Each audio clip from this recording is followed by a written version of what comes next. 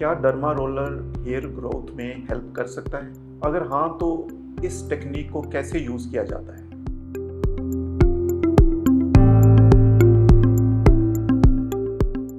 My name is Dr. B.K. Garg. I'm plastic and cosmetic surgeon practicing in New Delhi and Gurugram. दोस्तों, आज के इस video में हम बात करेंगे क्या डर्मा रोलर एक इफेक्टिव ट्रीटमेंट है हेयर लॉस को ठीक करने के लिए, या अगर ये इफेक्टिव नहीं है तो इसके अल्टरनेटिव्स क्या हैं, इससे बेहतर चॉइस क्या है।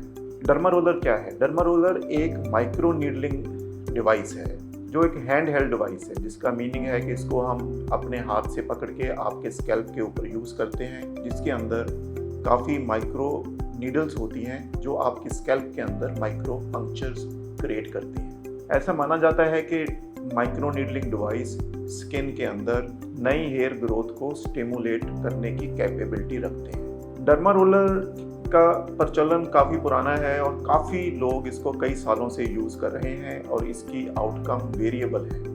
ये कोई ऐसा ट्रीटमेंट नहीं है जो आप सिर्फ एक बार करें और फिर आप उसका बेनिफिट कई महीनों तक या कुछ सालों तक एंजॉय कर सकें। ऐसा इसके अंदर नहीं होता है। डर्मा रोलिंग कैसे की जाती है? डर्मा रोलर एक डिवाइस है जिसके अंदर एक रोलर होता है और उसके ऊपर कुछ माइक्रो नीडल्स होती हैं। इन नीडल्स की डेंसिटी वेरी करती है और इन नीडल्स की डेप्थ भी डिफरेंट होती है। सो डर्मा रोलर्स डिफरेंट साइज में आते हैं। कुछ के ऊपर 50 नीडल्स होंगी, कुछ की डेप्थ 0.5 मिलीमीटर होगी और ये डेप्थ 3 मिलीमीटर तक भी जा सकती है। जनरली स्कैल्प के लिए हम 1 मिलीमीटर या 1.5 मिलीमीटर डेप्थ वाले डर्मा रोलर्स यूज़ करते हैं। डर्मा रोलिंग ट्रीटमेंट करने के लिए पहले आपकी स्किन को पूरी तरह से क्लीन किया जाता है एंटीसेप्टिक सोल्यूशन के साथ, सो दैट इसके अंदर कोई इन्फेक्शन ना हो। आपका जो डर्मा रोलर डिवाइस है वो भी स्टरलाइज्ड होना चाहिए।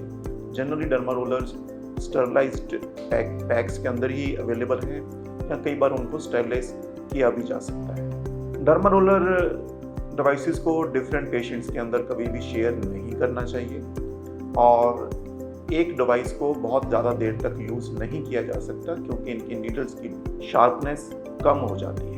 जनरली अगर आपकी स्कैल्प पे हेयर छोटे हो या शेवन हो तो डर्मा रोलर को यूज़ करना आसान रहता है। अगर लॉन्ग हेयर के अंदर माइक्रो नीडलिंग यूज़ करनी हो तो जनरली हम आजकल माइक्रो नीडलिंग पेन्स को प्रेफर करते हैं। डर्मा रोलिंग के साथ हम कई बार एनेस्थीसिया यूज़ करते हैं, लेकिन मोस्टली एनेस्थीसिया यूज़ करने की ज़रूरत नहीं रहती है। इस ट्रीटमेंट को आइसोलेशन में यूज़ करने से बहुत ज़्यादा बेनिफिट नहीं मिलता है।